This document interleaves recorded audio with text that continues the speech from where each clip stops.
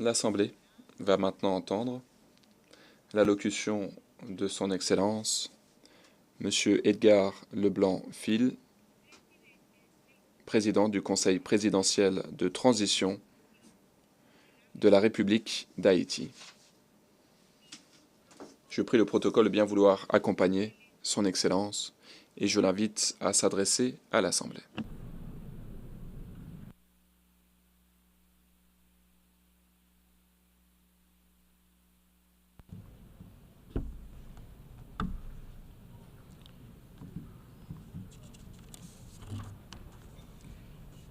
Excellences, Monsieur le Président de l'Assemblée générale, Monsieur le Secrétaire général des Nations unies, Excellences, Mesdames, Messieurs les chefs d'État et de gouvernement, Mesdames, Messieurs les chefs de délégation, distingués délégués, chers compatriotes, j'ai l'immense honneur de représenter ici à la tribune de l'Assemblée générale des Nations unies, à un carrefour particulier de son histoire, le peuple haïtien, digne et fier, qui, malgré les tempêtes de tous ordres, a toujours su se relever. Première république noire du monde, Haïti porte dans ses entrailles la fierté d'une lutte héroïque pour la liberté et la dignité humaine. Elle se trouve aujourd'hui à un carrefour décisif. C'est donc avec le poids de cette histoire et l'espoir d'un avenir meilleur que je m'adresse à vous en appelant à la solidarité agissante de la communauté internationale. Permettez-moi tout d'abord d'adresser mes chaleureuses félicitations à vous, Son Excellence Philémon Yang, ancien Premier ministre du Cameroun, pour votre élection en tant que président de cette 79e session de l'Assemblée générale. Haïti se tient fermement à vos côtés et vous assure de tout son soutien tout au long de votre mandat afin de faire de cette session un succès pour l'ensemble de la communauté internationale. Qu'il me soit permis aussi de saluer l'excellente qualité du travail accompli au cours de la 78e session par votre prédécesseur, Son Excellence, M. Denis Francis de Trinité et Tobago, qui a su conduire les travaux avec dextérité, sagesse et leadership. Je saisis également cette occasion pour exprimer au nom du peuple haïtien toute notre gratitude à vous, Monsieur le Secrétaire général Antonio Guterres, pour votre visite en Haïti, votre présence sur notre sol et votre soutien indéfectible à notre démarche auprès du Conseil de sécurité, notamment pour renforcer la police nationale d'Haïti. Vos récentes interventions en faveur d'Haïti ont été vivement appréciées et resteront gravées dans nos mémoires. Je tiens à exprimer ma plus profonde gratitude à la communauté internationale pour le soutien apporté à mon pays en ces temps de crise. Cette solidarité, qu'elle se manifeste à travers des initiatives de sécurité, d'aide humanitaire ou de soutien au développement, est grandement appréciée. Par cette coopération continue et mieux adaptée, Haïti se remettra plus forte, plus résiliente et engagera confiante sa marche assurée vers le développement et le progrès. Je salue ici tous les compatriotes haïtiens à travers le monde, qui, tout en restant attachés à leur pays natal, sont obligés de chercher d'autres cieux plus cléments pour gagner leur vie.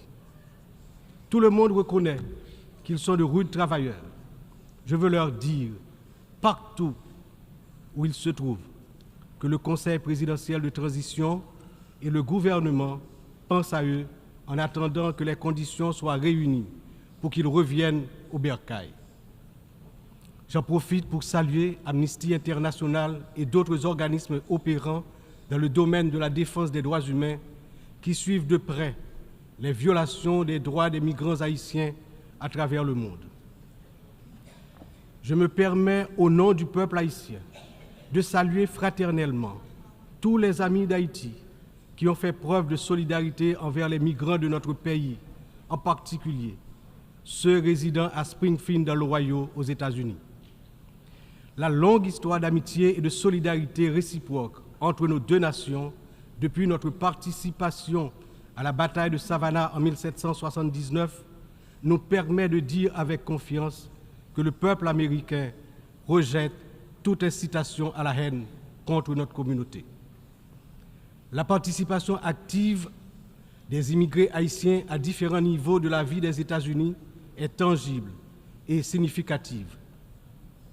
À cet égard, les passions qui émergent naturellement lors d'une campagne électorale ne devraient en aucun cas servir de prétexte à la xénophobie ou au racisme dans un pays tel que les États-Unis, une nation forgée par des immigrants de toutes origines et qui s'est érigée en modèle de démocratie à l'échelle mondiale.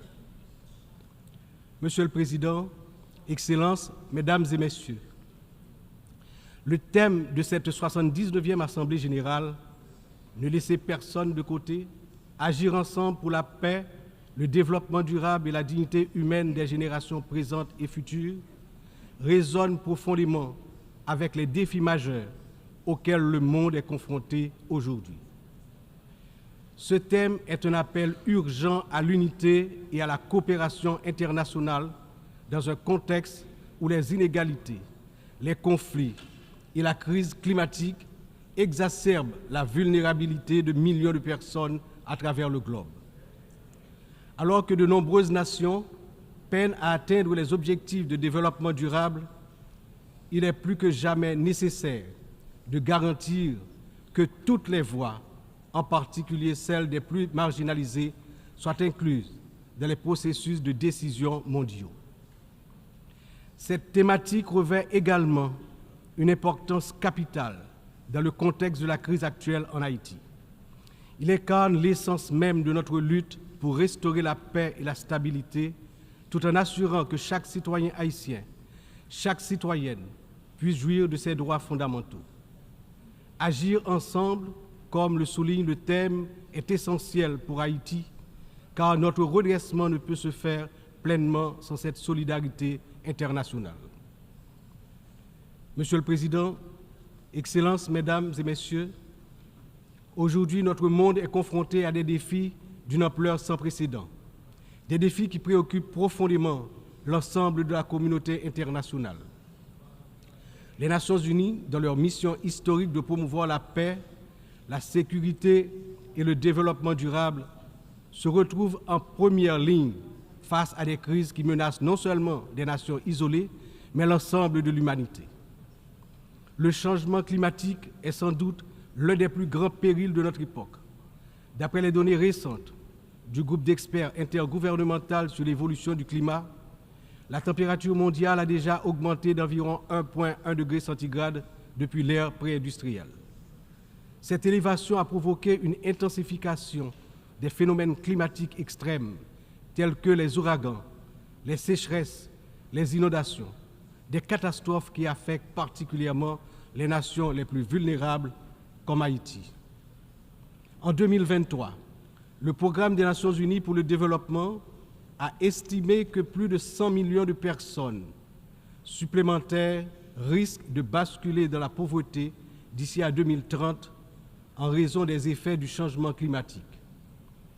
Pour Haïti, qui fait partie des pays les moins émetteurs de gaz à effet de serre, mais qui ont subi les impacts les plus dévastateurs, cette crise mondiale exacerbe nos difficultés à garantir la sécurité alimentaire, l'accès à l'eau potable et la stabilité économique. Les conflits armés continuent également de semer la destruction et de ravager des vies humaines. Selon le Haut Commissariat des Nations Unies pour les réfugiés, le nombre de personnes déplacées de force a atteint 110 millions en 2023, un chiffre qui n'a jamais été aussi élevé dans l'histoire de l'humanité. Que ce soit en Syrie, en Ukraine ou dans la région du Sahel, ces conflits prolongés exacerbent la pauvreté, détruisent des infrastructures vitales et entraînent des flux massifs de réfugiés. Le monde ne peut rester inactif alors que des millions d'hommes, de femmes et d'enfants fuient les violences en quête de sécurité et de dignité. L'engagement de la communauté internationale est plus que jamais nécessaire pour trouver des solutions diplomatiques et promouvoir des initiatives de consolidation de la paix. Un autre défi majeur concerne les inégalités économiques qui continuent de se creuser. Selon le rapport sur le développement humain 2023 du PNUD, près de 1,2 milliard de personnes vivent encore dans la pauvreté multidimensionnelle, c'est-à-dire qu'elles manquent d'accès à des services essentiels tels que la santé, l'éducation et des conditions de vie décentes. La pandémie de Covid-19 a amplifié ces inégalités, poussant des millions de personnes supplémentaires dans la pauvreté. Pour des nations comme Haïti, l'impact a été dévastateur. Avec un taux de pauvreté des plus élevés, le pays fait face à des défis structurels profonds. Mais ces inégalités ne sont pas seulement un problème haïtien, elles sont un problème mondial qui requiert des réformes économiques globales. En outre, les défis liés à l'insécurité alimentaire se sont intensifiés ces dernières années. Selon l'Organisation des Nations Unies pour l'alimentation et l'agriculture, plus de 735 millions de personnes dans le monde ont souffert de la faim en 2022, une augmentation alarmante qui reflète les perturbations causées par les conflits, les crises économiques et le changement climatique. Haïti, malheureusement, ne fait pas exception. Le Programme alimentaire mondial a récemment souligné que près de la moitié de la population haïtienne est en situation d'insécurité alimentaire aiguë. Cette situation n'est pas seulement une urgence humanitaire, mais une menace pour la stabilité de notre nation.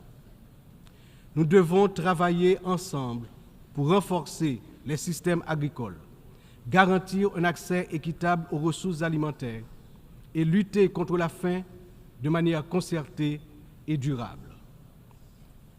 Enfin, les progrès technologiques apportent de nouvelles opportunités, mais également de nouvelles menaces.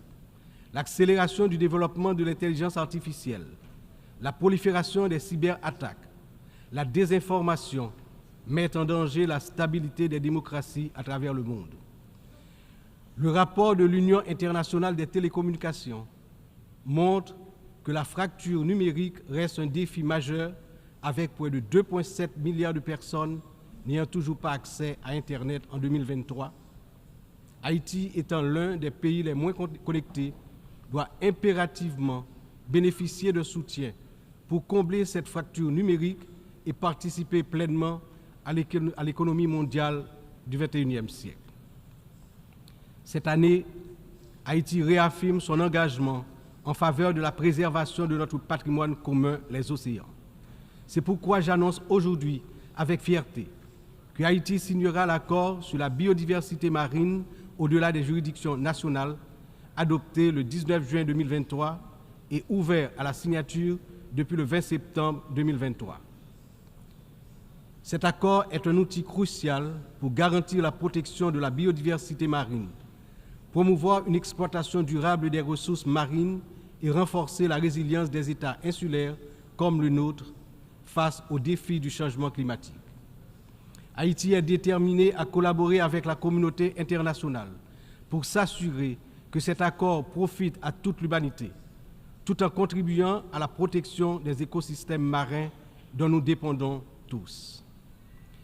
Ces défis mondiaux ne peuvent être relevés que par un engagement renouvelé en faveur du multilatéralisme, de la solidarité et de l'action collective.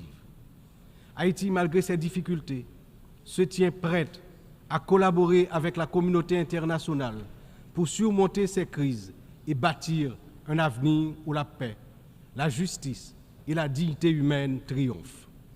Mais nous ne pouvons y arriver seuls. C'est ensemble que nous devons agir pour garantir que personne ne soit laissé de côté.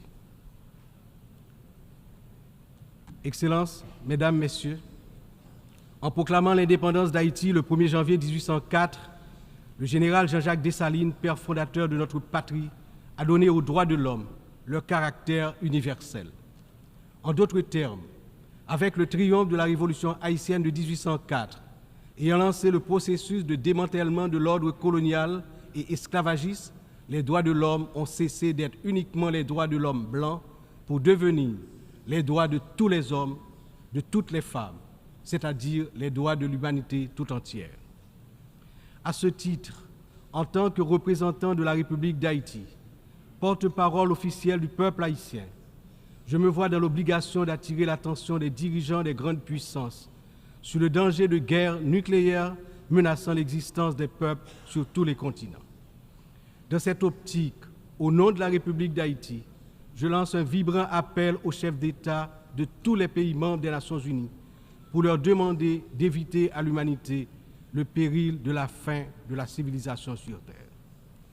Monsieur le Président, Excellences, Mesdames et Messieurs, je m'exprime aujourd'hui avec l'expérience de plusieurs années consacrées au service de mon pays.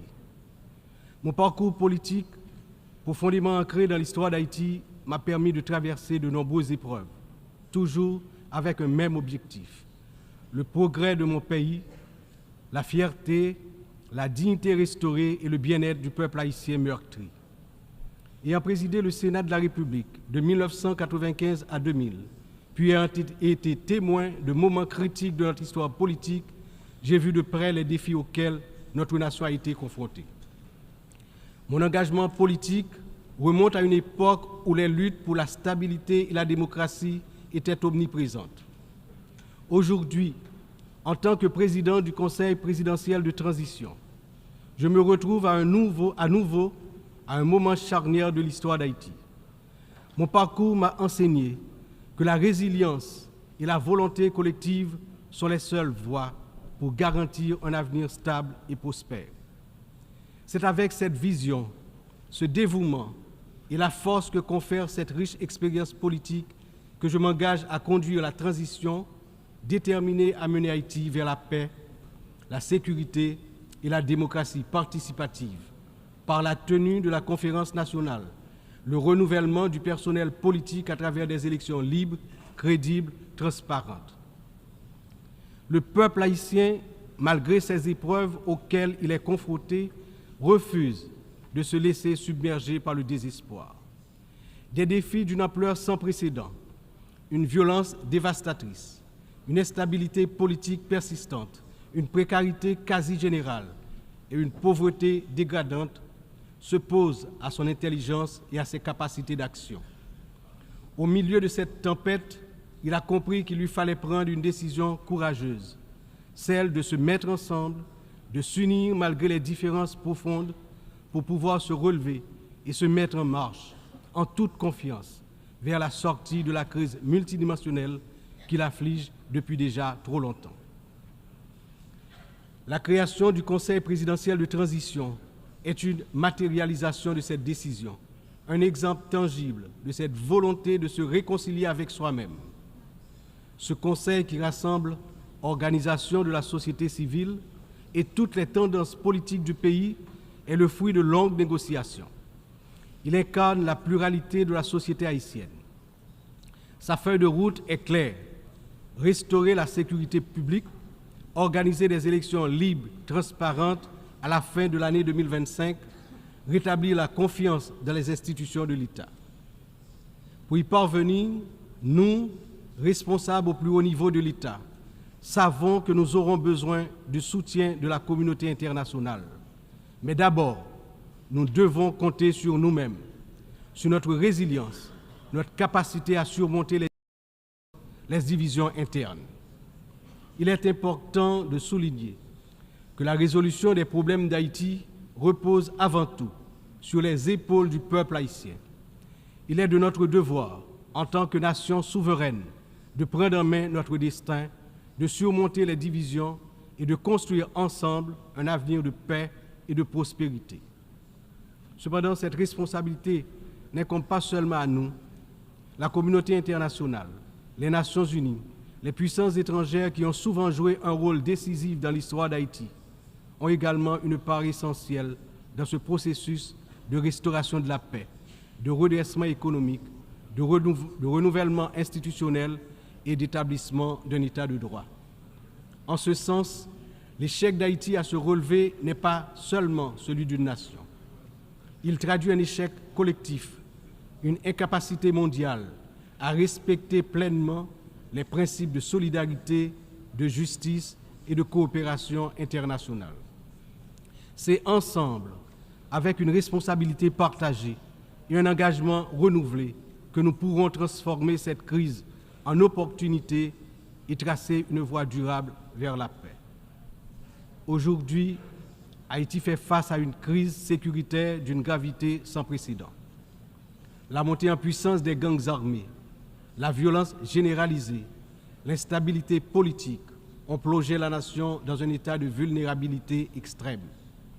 Les citoyens vivent dans la peur, incapables de circuler librement partout sur le territoire national, d'aller travailler ou d'envoyer leurs enfants à l'école sans risque, notamment dans la région métropole de Port-au-Prince, la capitale.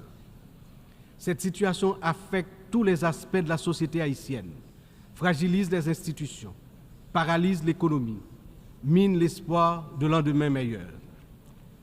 L'avenir du pays est menacé. 50% de l'effectif des gangs de la région de la capitale sont constitués d'enfants et d'adolescents, filles et garçons. Ils servent souvent de chair à canon lors des opérations contre les forces de l'ordre. Ils sont l'objet de graves violences de toutes sortes, y compris des violences sexuelles. Ces abus et violences exercés contre des enfants et des adolescents doivent être considérés comme un crime contre l'humanité, compte tenu de leurs conséquences sur les générations à venir. Le rétablissement de la sécurité nationale est une priorité absolue pour les autorités haïtiennes. Elles sont pleinement engagées à mettre fin à cette spirale de violence et à restaurer l'ordre afin de garantir à chaque citoyen, à chaque citoyenne, le droit fondamental à la sécurité. Elles sont conscientes que la paix et la stabilité sont les fondements indispensables pour permettre à Haïti de se redresser, de rétablir la confiance dans ses institutions, d'assurer le développement socio-économique du peuple. Dans cette optique, la décision du Conseil de sécurité d'autoriser le déploiement de la mission multinationale d'appui à la sécurité à travers la résolution 2699 a été une réponse directe aux appels du peuple haïtien. Cette mission, bien que n'étant pas une force onusienne classique, incarne l'engagement de la communauté internationale à soutenir Haïti dans sa lutte contre l'insécurité.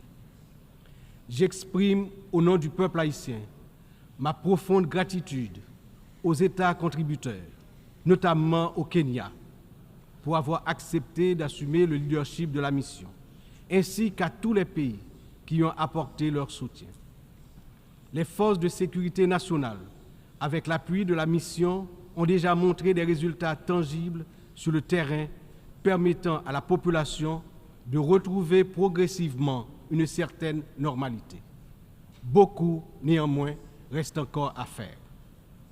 Haïti a accueilli plusieurs missions des Nations Unies au cours des 3 dernières décennies, notamment la MINUSTA. Si certaines de ces missions ont contribué à stabiliser temporairement le pays, elles ont également laissé un héritage lourd de conséquences. Des allégations de violations graves des droits humains, y compris des abus sexuels, ont ébranlé la confiance du peuple haïtien. L'absence de poursuites et de réparation pour les victimes a renforcé un sentiment d'impunité, minant ainsi les efforts de reconstruction. Il n'est cependant jamais trop tard pour bien agir et pour tirer des leçons du passé. En repensant l'approche, nous avons l'opportunité de redorer le blason des missions internationales en Haïti et de construire un avenir meilleur pour le peuple haïtien. C'est dans cet esprit que nous souhaitons voir amorcer une réflexion sur la transformation de la mission de soutien à la sécurité en une mission d'opération de maintien de la paix sous mandat de l'Organisation des Nations Unies. Cette transformation permettrait non seulement de sécuriser un financement plus stable et d'élargir les capacités de la mission, mais également de renforcer l'engagement des États membres en faveur de la sécurité en Haïti. Je suis convaincu que ce changement de statut, tout en s'assurant que les erreurs du passé ne se répètent pas, garantira le plein succès de la mission en Haïti. Excellences, Mesdames et Messieurs, je me tiens aujourd'hui devant cette Assemblée en tant que voix de la République d'Haïti, pays dont l'histoire est inextricablement liée aux idéaux de liberté et de justice que nous célébrons tous ici. Mais Haïti, la première nation noire indépendante du monde, est aussi la grande victime d'une injustice historique qui a non seulement retardé son développement, a aussi marqué son peuple d'un fardeau dont les répercussions se font encore sentir.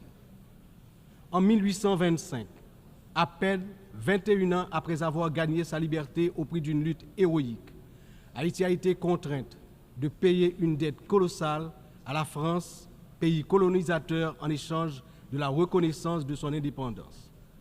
Cette rançon imposée sous la menace a siphonné les ressources de la jeune nation, la plongeant dans un cycle infernal d'appauvrissement dont elle peine toujours à sortir. Cette dette a été une forme de punition pour sa hardiesse à se libérer des chaînes de l'esclavage et hisser l'être haïtien à la dignité de l'homme.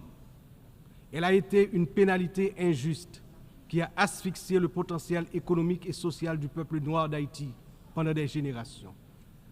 Dans le contexte d'aujourd'hui, où plus que jamais, l'attention est portée sur les efforts pour restaurer sans délai la sécurité et répondre aux immenses besoins humanitaires en Haïti, il me paraît important d'attirer l'attention de l'Assemblée sur les séquelles du passé colonial et des rançons payées à certaines puissances qui ont largement hypothéqué le développement d'Haïti. Il n'est pas sans intérêt de rappeler qu'Haïti a été le seul pays à avoir payé pour son indépendance, obtenue pourtant dans le feu et dans le sang. À la veille du bicentenaire de cet événement inédit dans l'histoire du monde, n'est-il pas venu le moment de la restitution des montants consentis? À cet égard, mon pays s'est félicité des propositions formulées par un certain nombre de gouvernements et également certaines agences des Nations Unies pour des actions concrètes en vue de la reconnaissance, la réparation et la restitution des torts du passé.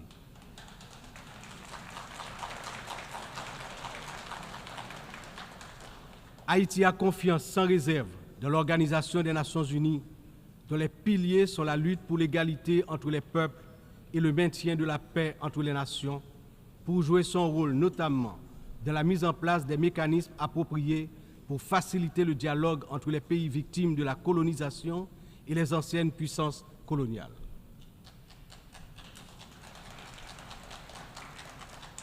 Ici, à cette 79e session de l'Assemblée générale, Haïti est par mon entreprise,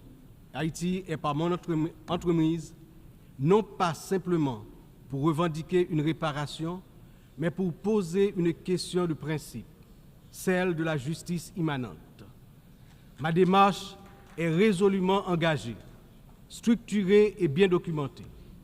Le Comité national de restitution et réparation, en collaboration avec la Commission des réparations de la CARICOM, a déjà entrepris des travaux exhaustifs sur ce sujet. Nous demandons la reconnaissance d'une dette morale et historique et la mise en œuvre de réparations justes et appropriées qui permettront à notre peuple de se libérer des chaînes invisibles de ce passé injuste. Excellences, Mesdames et Messieurs, l'histoire nous enseigne que les nations ne se relèvent pas dans l'isolement, mais dans l'union des forces, dans l'engagement résolu à bâtir un avenir commun. Haïti, cette terre qui a offert au monde un symbole de liberté inébranlable et qui a aidé plusieurs nations à se libérer du joug du colonialisme barbare, ne cherche pas la charité, mais la justice, le respect,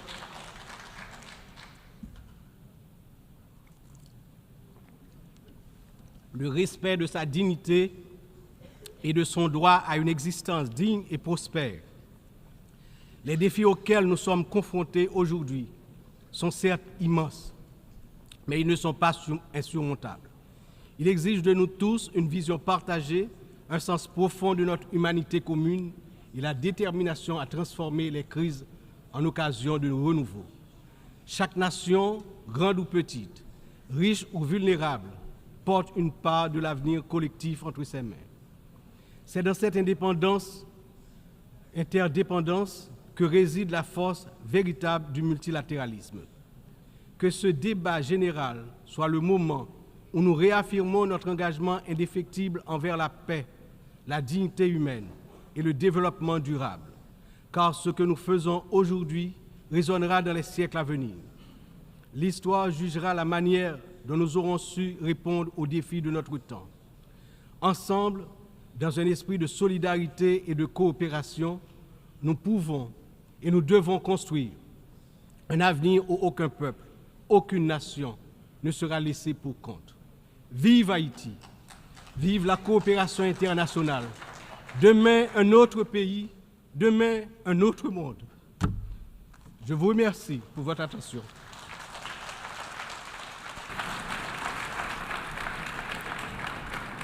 Je remercie, au nom de l'Assemblée, le président du Conseil présidentiel de la transition de la République de Haïti.